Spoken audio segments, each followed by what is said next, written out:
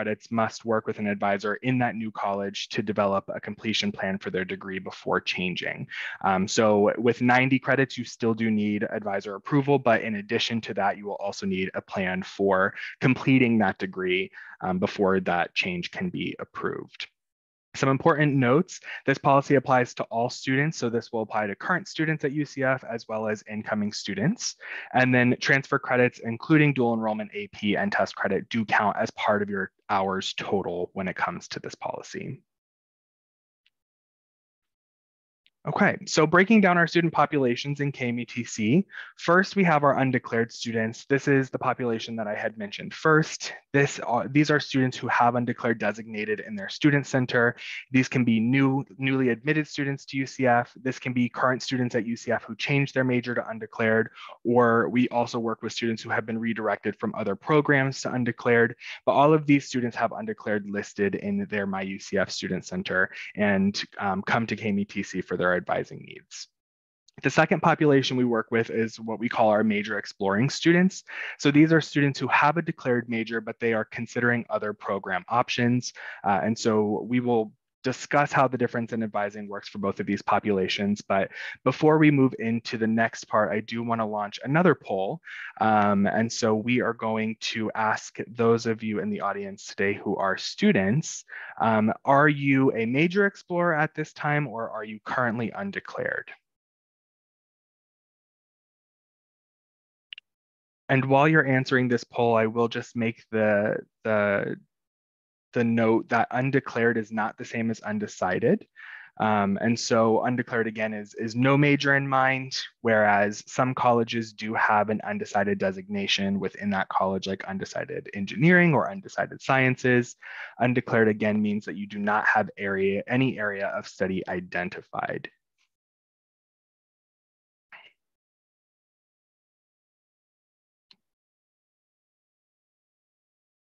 Okay, awesome. So it looks like everybody in the room is undeclared, which means that you will work with KMUTC to make that major decision. We're happy to have you. All right, so a little bit more about what our office does. So again, for our undeclared students, we do undeclared advising. This will be your general education program requirements. We will help you look at incoming credit evaluations, make sure that any of that dual enrollment or AP or test scores are applying to your general education program. We also assist with schedule planning for future semesters. We'll do that at orientation with you. And as long as you are undeclared, we will help you kind of put that schedule together. We can suggest exploratory courses for different majors. So that's one of the benefits of working with us, is that we kind of have a wide knowledge of a lot of our majors. And so we can suggest those courses that maybe are working towards a direction you want to go. We also provide information about academic policies and procedures. For our undeclared students in the fall and the spring, we do have what we call our formal major exploration program. So as long as you remain undeclared, you are put into this major exploration program, which is a personalized plan based on your goals and needs. Within this program, we have a lot of exploration activities. We do appointments, we have peer coaches, we have academic advisors, there's a lot of self-assessments. We have a platform that we call My Majors that we can use to assist. We host workshops, there's a resource web course that you're involved in. And so there are a lot of components within the Major Exploration program that can assist you with making that major decision. And another thing that the program helps with is assisting and identifying academic and occupational relationships. So not only just picking a major, but then seeing that through and how that's going to apply to a job or to grad or whatever you're looking to do post-graduation. So those two services are primarily for our undeclared students.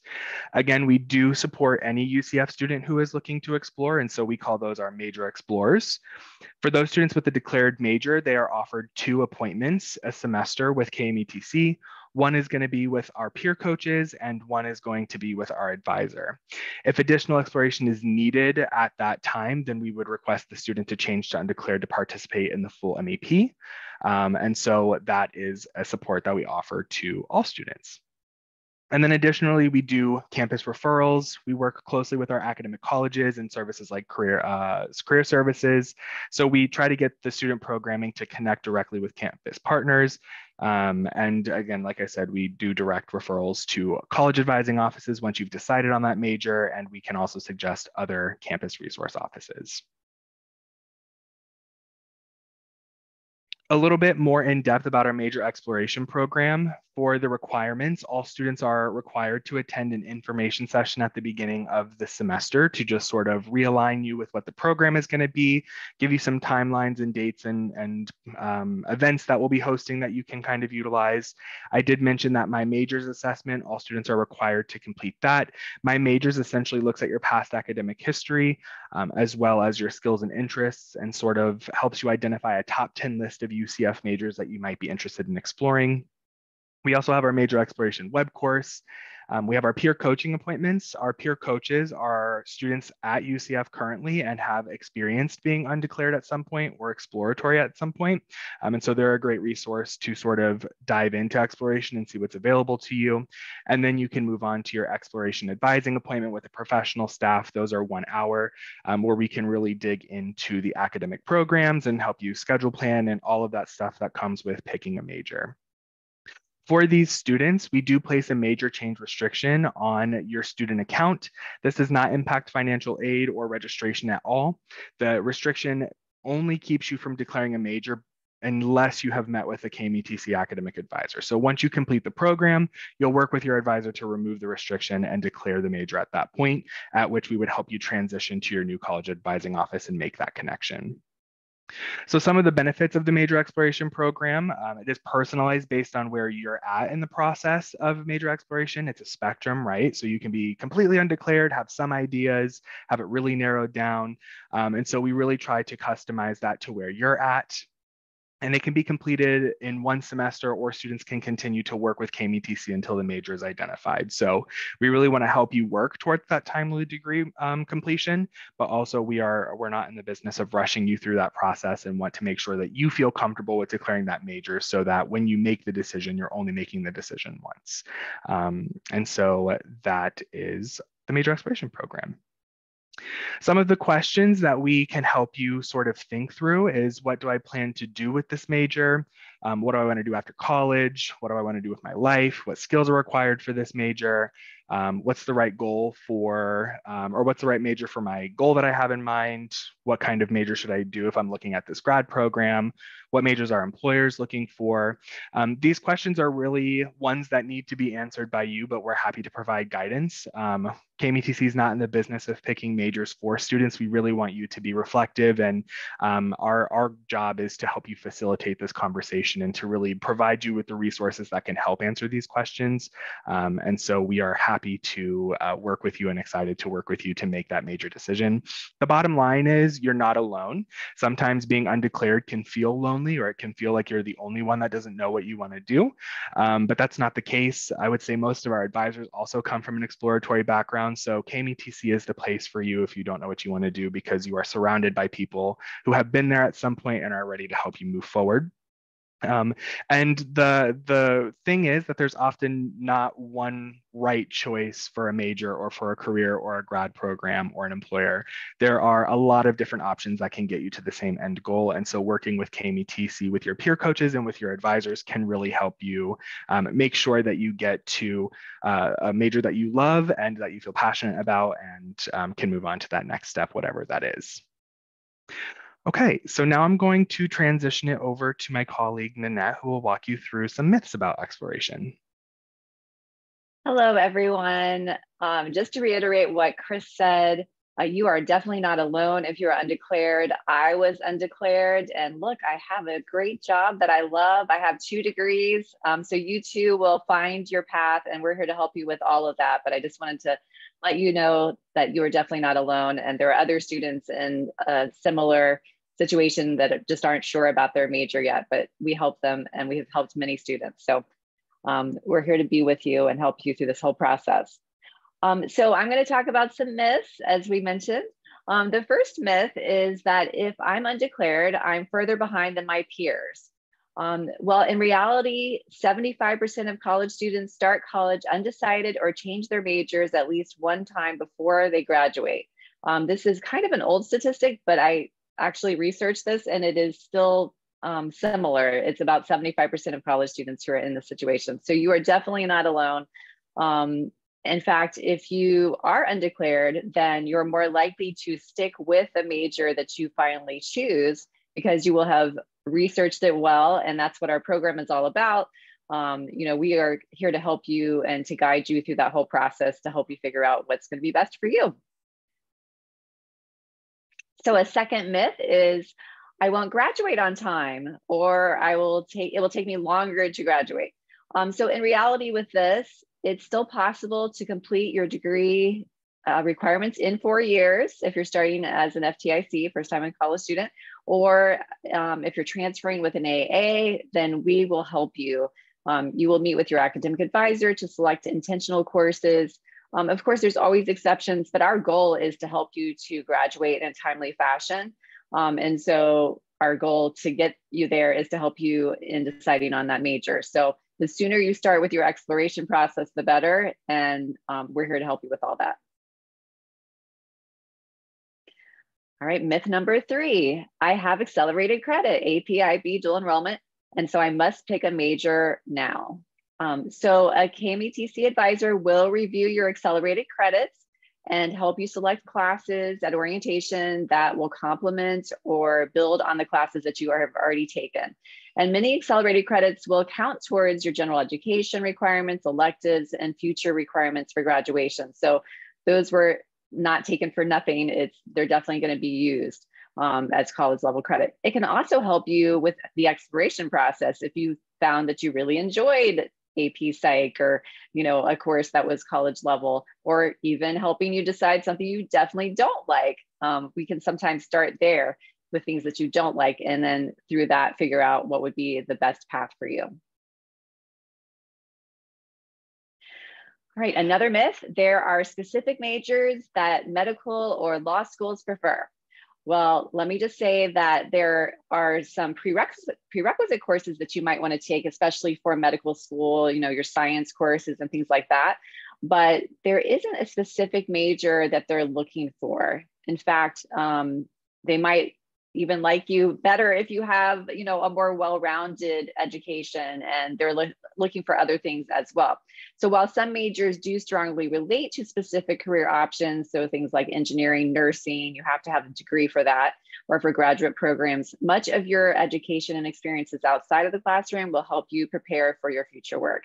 So your major is designed to teach you transferable skills that you can use in multiple career paths. So don't stress about the specific major so much when you're going to these professional schools, if that's your goal.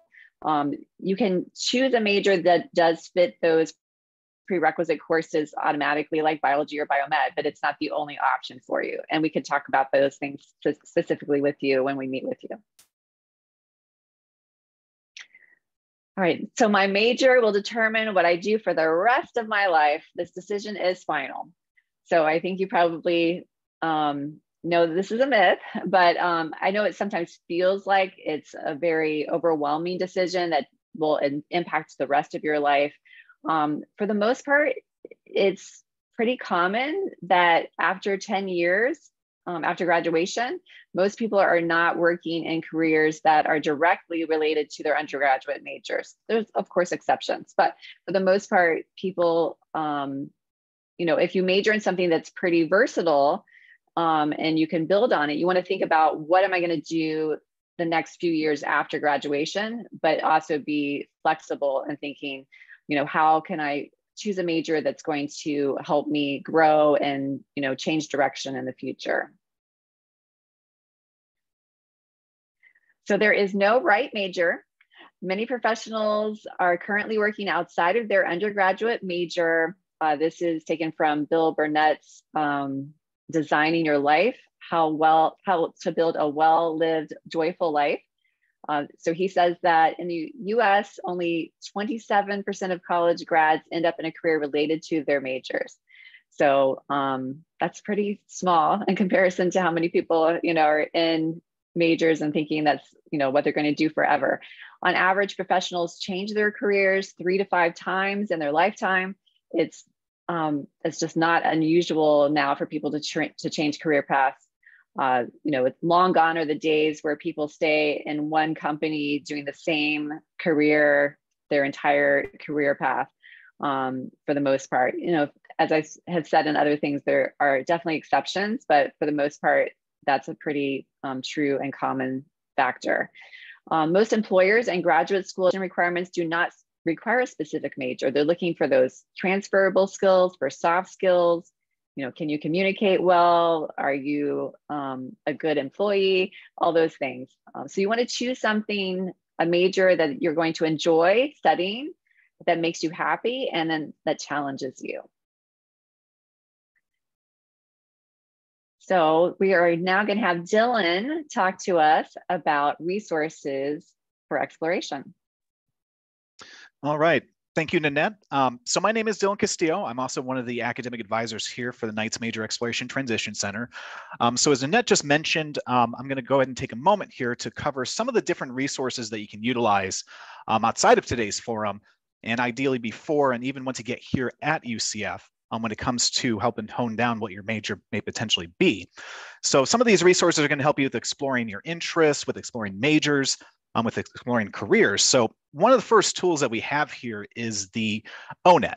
So ONET is an excellent tool to utilize here, mainly because you can do a number of different lookups when it comes to a number of different career areas. But more specifically, one of the tools that you have through ONET online is what's called the Interest Profiler. And the Interest Profiler is a self-assessment. It's a pretty quick one. I want to say it takes about maybe 5 to 10 minutes to do.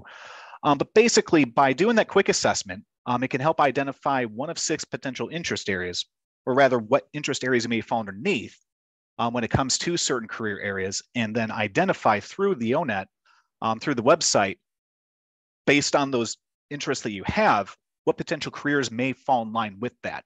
So the Interest Profiler itself stems from research done by John Holland, who basically have figured out that the more you're interested in a particular area, the more likely you're going to enjoy what you're doing. So between these 6 areas, though, once you come up with what those interests are, you can use those interest codes to plug into the website and be able to look up specifics regarding certain areas of careers, certain job tasks they might require, certain skills that they might need, certain classifications, and so on. So it's a great tool to use to not only help kind of get an idea of where your interests may lie, but even what some things may fall underneath those interest areas when it comes to different careers.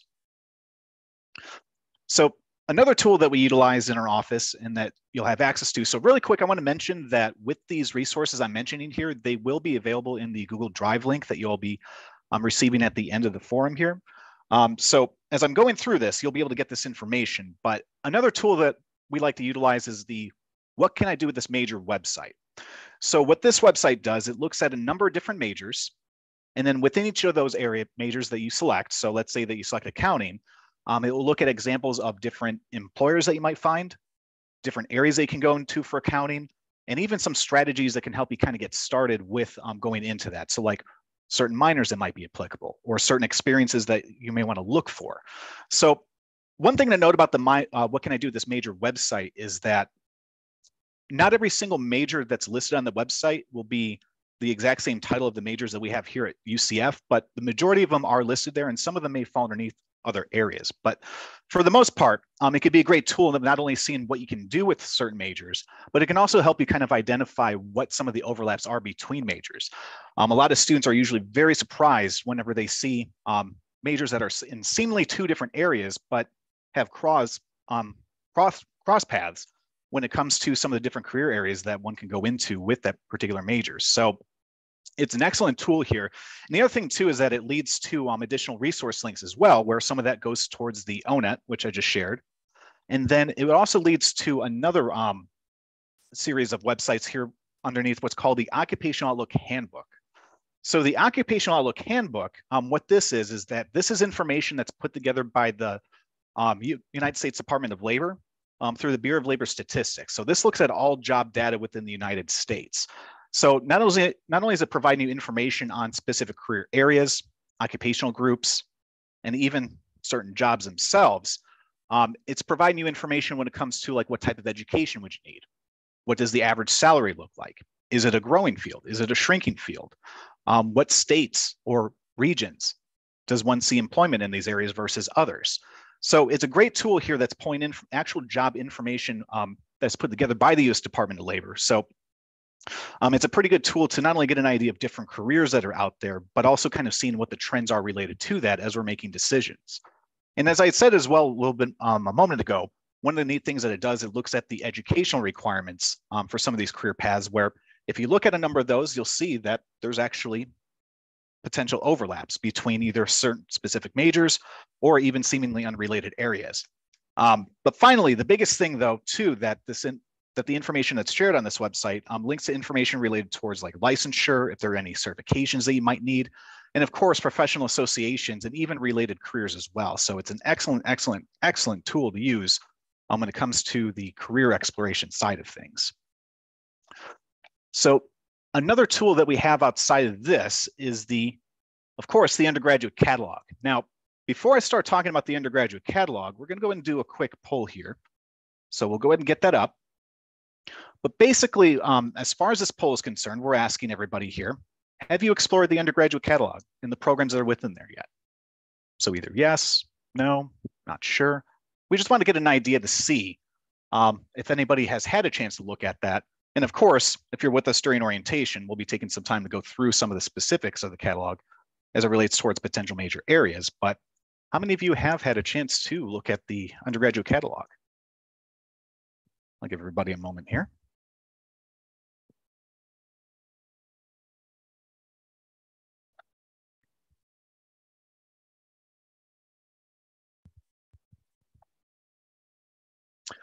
Okay, so we got those results back, and it seems like it's a mix of things here. So half the audience hasn't had a chance yet to look at the undergraduate catalog, and that's absolutely fine.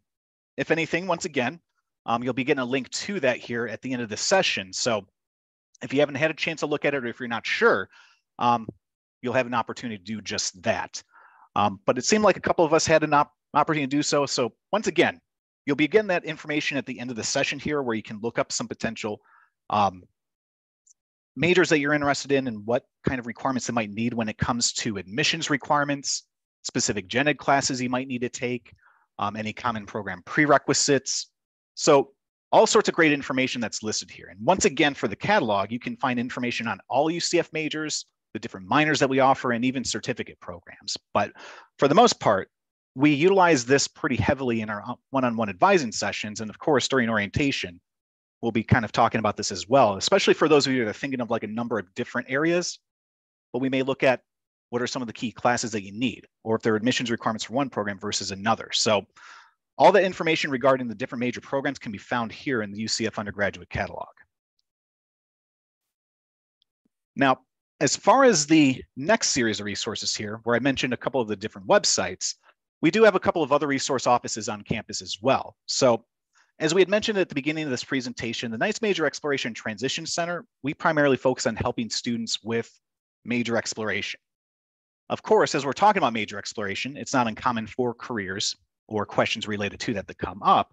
But the one thing we want to let students know is that there is actually a career services office that exists here on campus. So depending on where you're currently at, some students, it may be better for them to start with us first when it comes to looking at different majors. Others, maybe it's getting some information through career services and then coming back to us to see where things relate. But they help students with, of course, career advising, finding career assessments that they can take and understanding and interpreting the results of those as it relates to potential careers. They even help students with the job prep. Once you do decide on a major and you're thinking about a career path, what should you be doing to get into that? So even after you decide, they do things like resume critiques, practice interviewing. They hold different job fairs. There's even a job database through what's called Handshake, which is a really cool tool, by the way, that allows students to be able to fill out a personal profile.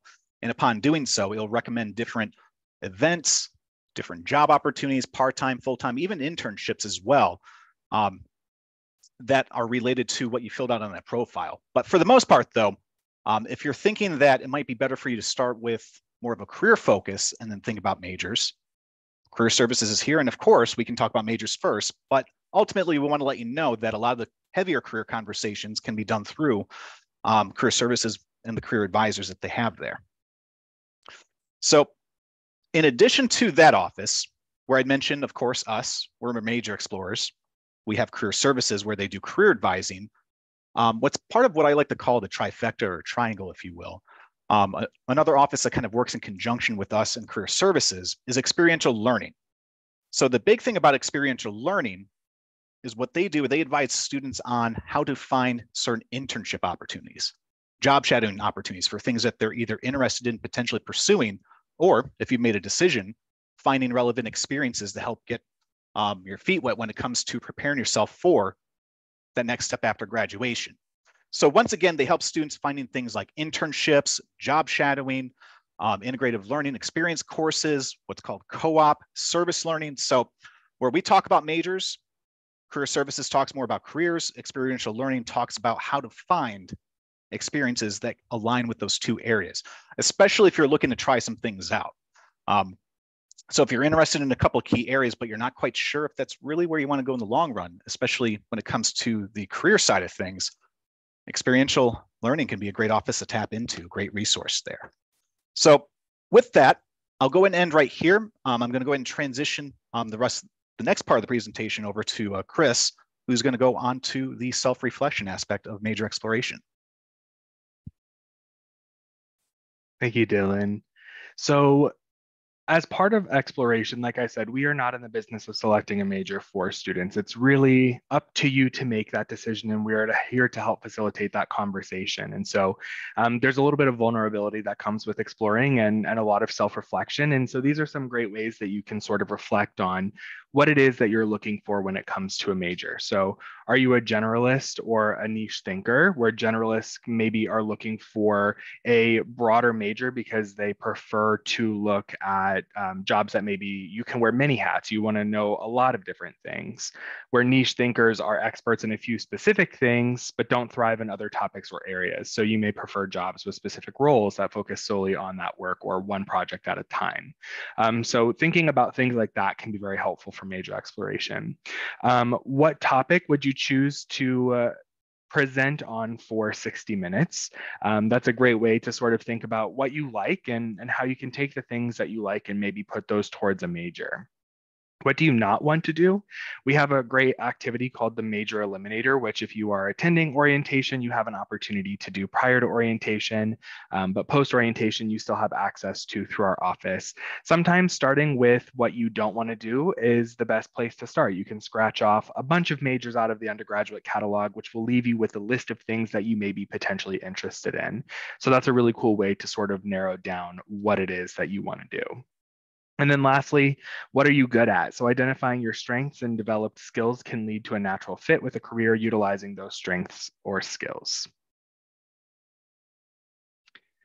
Moving forward. So how do you move forward as part of exploration? So you want to make a few achievable goals and action steps to move forward while also intentionally wandering. So our biggest thing is that even though you're exploratory, we want to still find a way to make things intentional, which is how we kind of tie back into looking at those exploratory courses, seeing what classes you've already taken, what it is that you already enjoy, and start building off of those things, because we want everything to be intentional. We want to be able to maximize the potential of exploration through those classes that you're taking or the things that you're exploring. Also, be open to new experiences and challenge yourself. UCF has a ton of ways to get involved, and this is critical to exploration. Exploration just doesn't stop in our office or on your own time. You really have to get involved with clubs and activities to really experience things and to put yourself in situations that you might not have otherwise found yourself in. And that can be a great way to learn information about what you want to do. Like I said, it's okay to start with knowing what you don't want to do. And that is information in and of itself. And even if you try something and find out that you don't like it, that is still good information that can help us towards making a decision. So there's really no harm in trying things, because it is adding to that collective information piece in our process of exploration. It's also okay to go back to the start if you learn something new. Like I said, it's a process, right? So there are going to be times when you feel really certain, and then you may learn information that makes you feel less certain. And all of those feelings are normal and okay. And KMETC is here to sort of talk with you through those things so that you can kind of get it off your chest and soundboard it, because sometimes just saying things out loud can help you process and make sense of things. And then the last one is engage in frequent self-reflection and evaluate your experiences. Exploration is not going to end at KMETC. Like you've heard from Dylan, there's career exploration, there's experiential learning. Even when you're thinking about grad school and careers, exploration is a process that will last a lifetime. And so engaging in that frequent self-reflection is great for now, but also great for the entirety of your educational and your career.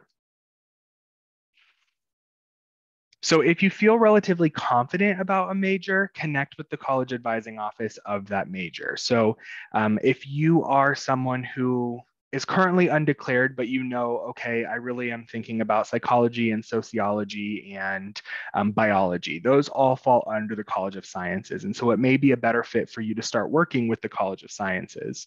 The list of our academic colleges and schools is here on the screen. And you are able to connect with their advising offices at any time. If you're undeclared and do find yourself in a situation where you know that a lot of the options that you're looking at do fall within one college, you are able to switch your major to that college and continue to work with them at orientation. And the opposite is also true. If you're finding that you're in a major, but you are not necessarily sure that that's the one for you and you feel like you could have options in a lot of colleges, you can come to undeclared as well. So next steps for undeclared students. So before you arrive at UCF, review all majors offered in the UCF catalog. Dylan showed you how you can access that. It will be in our resources that we will share at the end. The catalog is a great way to start looking at all of those programs. Review the What Can I Do with This Major website. Continue exploring and experiencing new things. And complete the KMETC section of the pre-orientation virtual platform. Like I said, you do have an opportunity in that platform to do the major elimination activity, which I think can be really helpful pre-orientation. When you arrive at UCF, you will meet with us during orientation. And so this whole advising team will be in the room with you to answer your questions. And we will be able to work with you in a small group, but also one-on-one at times to develop a plan to get you here in the fall or summer. And then we will also be with you again if you remain undeclared in the fall as your academic advisors. Also, once you arrive, like I said, get involved, join a club, get an internship, study abroad. There's a lot of ways to get involved at UCF and it can be overwhelming. The peer coaches are a really great resource for that because they are, again, actual students who are doing these things. So leaning on them for that sort of advice can be really helpful, but it's going to be invaluable for you to get involved during this time of exploration. So some expectations for students and family members or support systems. For students, we want you to treat the major exploration process like one of your classes or a job, right? We want you to be mindful of this at all times. Obviously, there are going to be times when you're busy and exploration may have to take a backseat, but we really want you to be focused on this and actively engaged in your experience while you're undeclared. We want you to set specific goals to be accomplished each semester. So depending on what that looks like for you, we really want you to be mindful again of that timeline to degree completion. And so setting those goals can sort of help. And you can set those goals up with your academic advisor. So the earlier you come in and see us, the quicker we can identify those goals and help you kind of start working towards them. Work with your KMETC advisor and peer coach throughout the major exploration process. Again, like I said, we're going to be here to support you through the whole thing. And then talk with family and friends. Your family and friends are an invaluable resource. It's a great way to start building your network. And so talk with them, see what they've done, see if they have any people that they know that are doing the things that you're interested in. Building that network is going to be critical. Even after, again, you've declared your major, starting that networking process is going to be invaluable. For our family members or support systems, we want you to encourage your student to utilize campus resources. We want you to keep an open mind and encourage your student to share their academic interests and strength with you. We see a lot of students who really want to make their families proud, and so your support really means more than you know for your student. We want you to share your experience in the working world to offer insight to your student. A lot of times students are looking for experience, and so they may not necessarily get in to go job shadow or see all of that kind of stuff firsthand, and your experience can be very helpful there. And then avoid selecting a major for your student. Just like advisors aren't in the business of selecting, we would hope that you give your student the same grace to sort of select a major for themselves and provide them that support as they're going through that major exploration process. So what now? For admitted students before orientation, if you applied undeclared, but you now know what you want to major in, you can declare the major in your MyUCF Student Center and begin working with that advising office at orientation. So again, that could look like you know exactly what major you want to go into, or you've narrowed it down to all of these majors are within the same college. You want to work with that college for orientation. If you've narrowed your major choices down to one or two and they're in separate colleges, you can connect with those college advising offices of the majors with your questions. And then through that process of elimination and connecting with each of those colleges, you can declare that major in MyUCF if you've decided to make a decision at that point. If you still find yourself needing help exploring majors at UCF, you can change your major in MyUCF to undeclared, or if you're already undeclared, remain undeclared and begin working with KMETC at orientation to work through that major exploration process. Okay, and so with that, that's going to end our formal presentation. And what I'm going to do now is I'm going to turn it over to our academic support coordinator, Sarah, who is going to start helping us facilitate the Q&A session of the presentation. Thank you, Chris. So we hope that throughout the presentation tonight, you have had most, if not all of your questions answered, but if you have questions that remain, or if you need more clarity on something we did address, this is your opportunity. A few things about how the Q&A will work. So at the bottom of the screen, you should see a little Q&A button. If you don't see it, make sure your cursor is over your Zoom screen and it should appear. With your question, you'll click on that and a separate window will pop up. You'll type your question in there, and that is how we will know you have a question that you would like answered. Pay attention to the questions other people have answered. There will be an upvote feature there. So if you have the same question, instead of typing it again, give that question that's already been asked an upvote, and that will indicate to us that it's a question you also have. So it will kind of help us prioritize which questions to answer first, maybe. Most of the questions will be answered live by our advisors. However, there might be some questions answered by KMETC staff behind the scenes that will be typed out. So keep an eye on the Q&A box. We're going to do our best to answer all the questions. We're starting our Q&A a little bit ahead of schedule. So I feel confident that we'll be able to answer all questions that you have.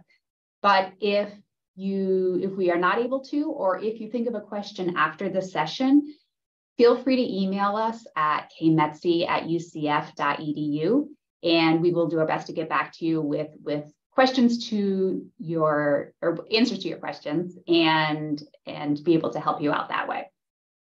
A few reminders that we are here to talk about major exploration. That's kind of our area of expertise, but that does not include things about financial aid, housing, or admissions. If you have a question, try to keep it general so that it's applicable to everybody in the webinar. And please don't share your UCF ID in the Q&A feature. All right, so the advisors are going to join me. And it looks like, okay, it looks like we have a question here. The first question is financial aid affected by an undeclared major? Dylan, would you mind taking that one? Sure. So the first thing I want to point out here, this is something I always mention to every student, especially when it comes to financial aid questions, to always refer to financial aid. But to provide a quick answer to that question here, for the most part, things like Bright Futures, FAFSA, for example, like Pell Grants, loans, they don't require that students need to be in a specific major. So students can be undeclared and still receive Bright Futures. They can still receive FAFSA. As far as any other scholarships that are available, Of course, it would be dependent upon the type of scholarship that it is and what those stipulations are. So just make sure that you're aware of what scholarships you're receiving and what the criteria is for those awards. But the big ones for most students, usually being FAFSA, Bright Futures, you can be undeclared. Excellent, thank you for that. All right, so as you're thinking of questions and typing them into our Q&A feature, I have a list of questions here that we hear from students a lot, so we might get ahead of a question that you already have. How about this one? What types of classes will I take as an undeclared student? We hear that a lot. Nanette, would you mind taking that one? I don't mind at all. So for undeclared students, unless you have already taken most of your general education is really what you're going to probably take. And then perhaps an intro course if you have an area that you're definitely interested in and would like to pursue that potentially. So intro to hospitality, or maybe personal finance, that's a business course, or something like that that's going to help you see if that major is really what you would like to do. But usually it's going to be general education. Most majors do have some specific general education courses that you need to take if you're headed in that direction. So that's another important thing to note whenever you are, just don't select anything. You really do need the guidance of an advisor to help you pick those classes. And we do that at orientation, so don't fear. All right, thank you.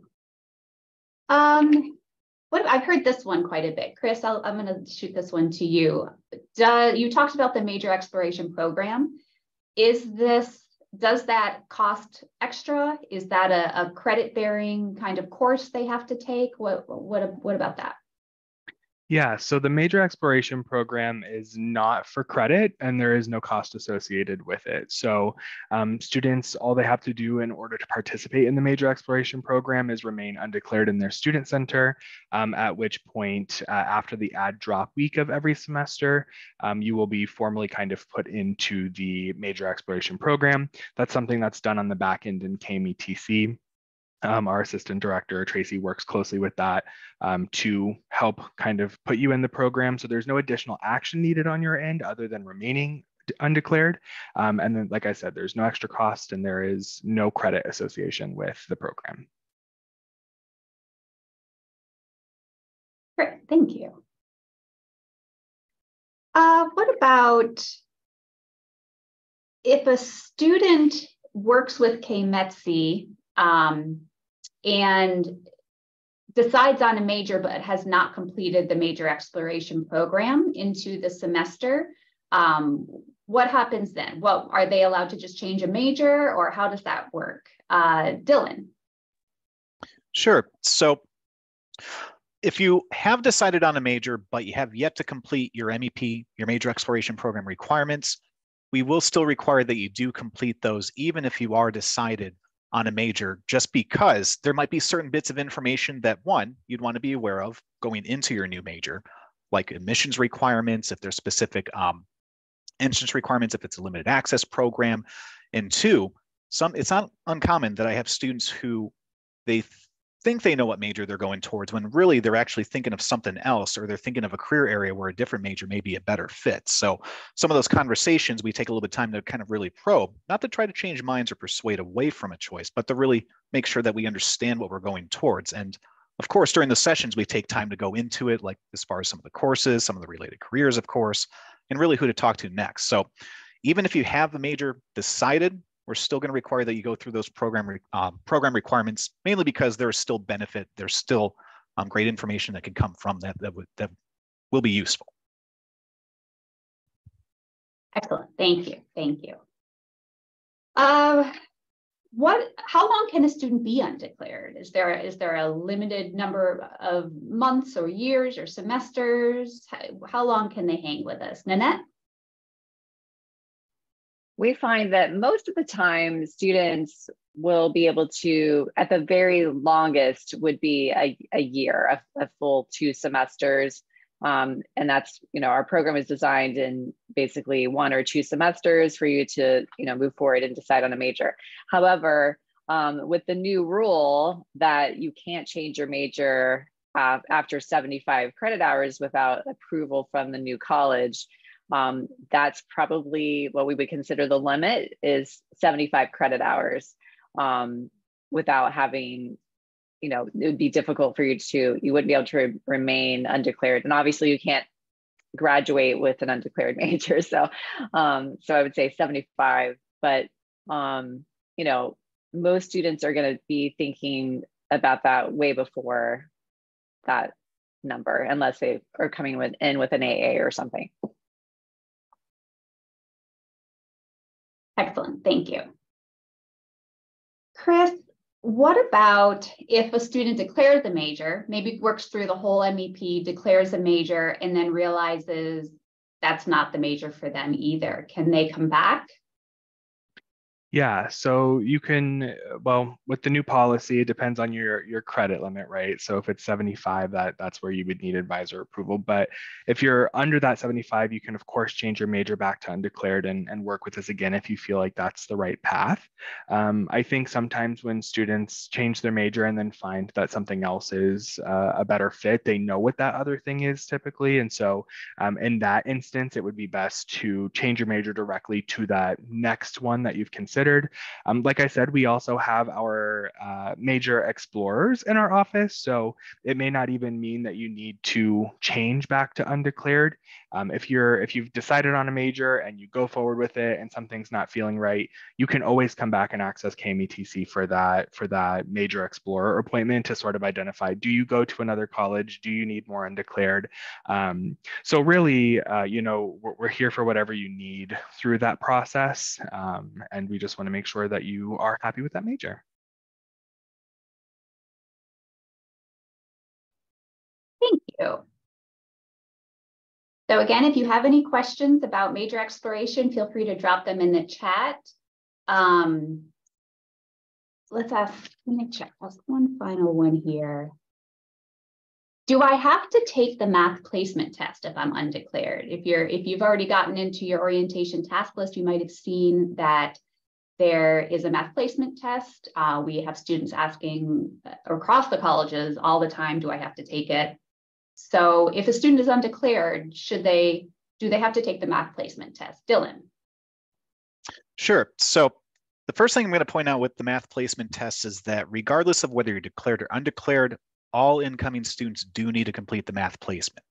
So even if you're undecided, not quite certain about your major, knowing where at least you'll be placed in mathematics can be helpful as we're making future decisions, as we're exploring different paths, mainly because we might find that we're looking at, for example, a major like engineering, where you'd want to at least be in Calculus 1 to start getting into the major sooner than later, versus having to go through like all the mathematics prereqs, like starting off in intermediate algebra to college algebra and so on. So by doing the math placement in that way, one, you know where you stand with mathematics if you still need the gen ed area. So like if you can go straight into college algebra, but two, depending on your potential major, you may be required to start further beyond college algebra. Because college algebra itself is a gen ed class, and students aren't required to take courses beyond college algebra as far as math is concerned, unless once again, they're in a major that requires it. So to kind of help keep your options open and really see where you stand with that, we obviously recommend that you do that before orientation, but just so that you hear it here, all students do need to complete the math placement. Indeed, thank you, thank you. So we actually have a special guest here, I just realized, from financial aid, Dr. Karima Mansell.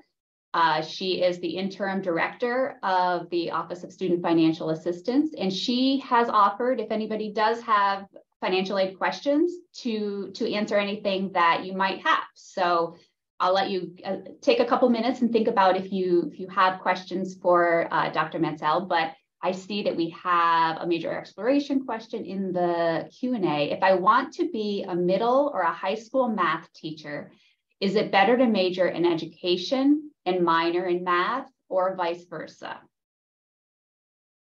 Did any of the advisors feel certain pull to answer that question? let's go to Nanette, please. Yeah, well, you could do either, to be honest. If you want to teach in the state of Florida, you technically could get any degree, college degree, and then take the subject area exam, pass that, and then you're eligible to teach. Our school's looking for someone who has a strong background in their subject as well as education background, you know, in the area of education, probably. So, you know, I would encourage you to look at the two programs and see, you know, is math more interesting to you or is education more interesting? You know, if you do major in math, that might allow you to do other things besides teaching. Whereas the math education would probably limit you mainly to that, to the education area. So that's something to think about, but it would be, we would have to have a conversation, you know, to kind of figure out what would be best suited for you, but either one would work for you. That's what I would say. And other advisors are welcome to join in on that conversation if they like, but that's what I would usually tell students. Yeah, and actually, I can jump in and add to that as well. Another thing to consider too when picking up an education major versus just a pure subject itself, where mathematics is brought up here. The big thing about the education majors is that in addition to, of course, taking coursework that's related to the subject area you're looking to teach, the coursework also does revolve around things like classroom management, pedagogy. So basically your different theories when it comes to how people learn and how to better educate individuals, students in this case. It also covers coursework related towards certain aspects of education related to the system itself, in addition to working with students who, like, for example, speak English as a second language or students with special needs. So if you're looking to go directly into teaching, the education major may be the better route, because the other thing with it too is that there is a required internship for all the education majors at the end of the program, to where that usually, once you go through the internship, students are going right into the classroom after graduating. But doing something like mathematics as a pure degree, because of how the state of Florida works, as Nanette pointed out, it's very possible that you can do the Florida teaching certification and the subject area exam and be able to go into teaching that way. It's just, it comes down to, once again, what are your potential goals? What are you looking to maybe do? Are you looking to keep yourself broad? Are you really honing on education? So those are some things to consider there. Great, thank you so much. Dr. Mansell, looks like we have a financial aid question. How do we know the status of approval, specifically the aid received by students whose parent is 100% service-connected veteran?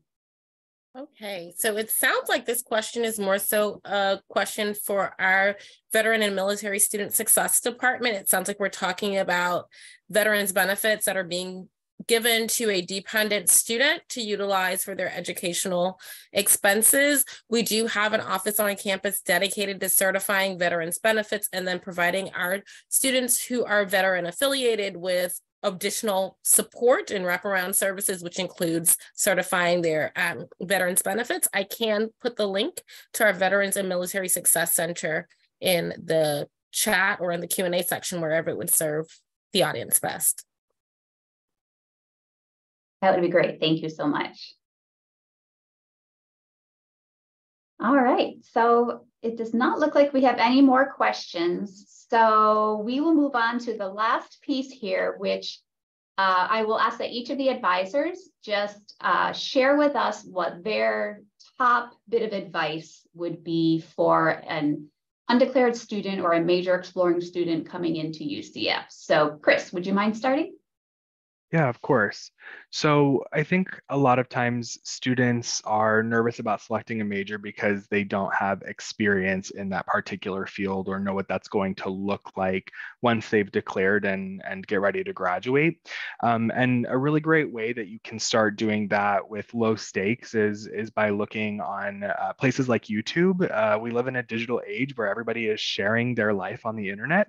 And so looking up a day in the life of a career that you're interested interested in can provide you with a way to sort of see what that looks like in the real world without having to necessarily find that person to shadow right away, right? So instead of jumping right into that shadowing, looking at things online like that can be very helpful.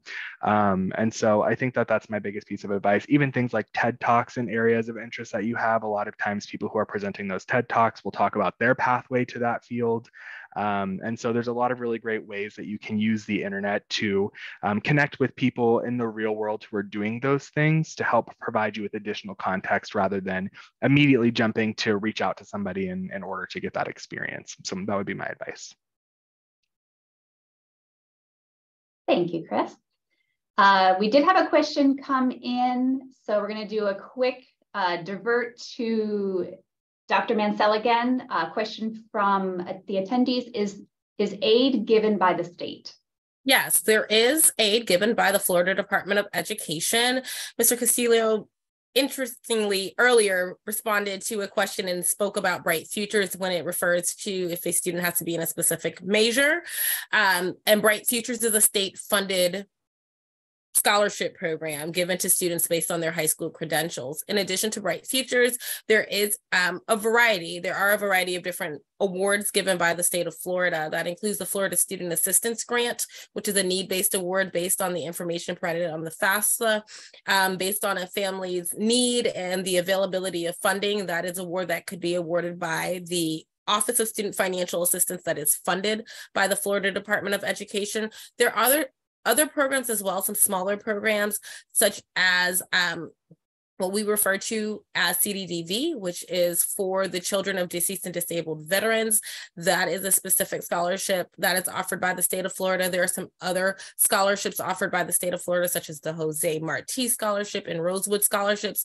For a full offering of the various scholarships offered by the Florida's Department of Education, you can visit their website, which is floridastudentfinancialaid.org. And if you go to their, I think they call it awards. If you go to their award section, you'll see all of the various awards that are offered by the Florida Department of Education. There are very specific requirements to receive those awards, though. Fantastic. Thank you so much. All right, shifting back to advice from advisors. Nanette, what is your top bit of advice for an undeclared student coming to UCF?